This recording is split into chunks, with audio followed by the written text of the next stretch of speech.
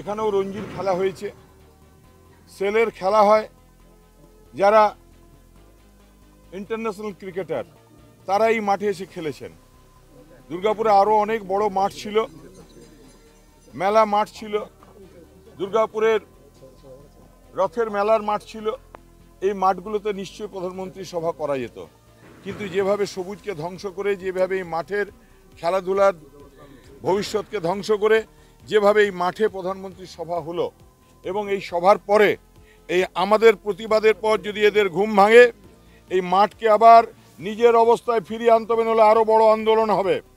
কারণ এই মাঠ দুর্গাপুরের ছেলেরা খেলাধুলা করে।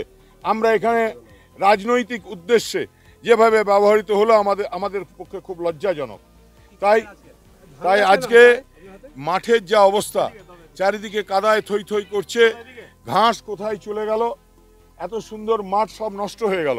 তাই আমরা প্রতীকীভাবে প্রতিবাদ জানালাম এই মাঠে যে কাদা হয়ে গেছে সেখানে ধান পুঁতে দিয়ে। আমরা সেল কর্তৃপক্ষকে অনুরোধ করব যে অবিলম্বে এই মাঠের পরিচর্যার ব্যবস্থা করে নিতে হবে, মাঠকে পুনরাবস্থায় ফিরিয়ে আনতে হবে, তা নাহলে কিন্তু আরো বড় আন্দোলন হবে।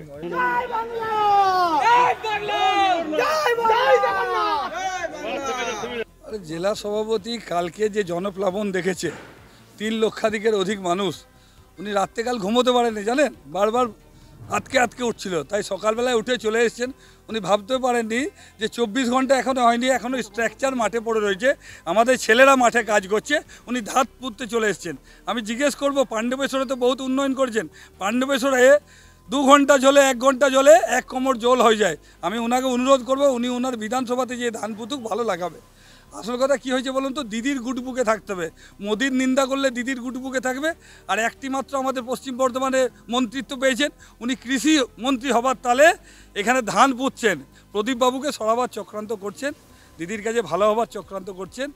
আমাদের কার্যকর্তারা রয়েছে, আমরা একদম গান্ধী মোড় থেকে ছেলেরা লেগে রয়েছে, মাঠেও ছেলেরা লেগে রয়েছে। কাল রাত থেকে আমরা এখানেই রয়েছি, কাজ চলছে, আপনারা দেখলেন তো। ফালতু এসব নাটক করে কিছু হবে না, 26-এ তড়ি ডুববেই।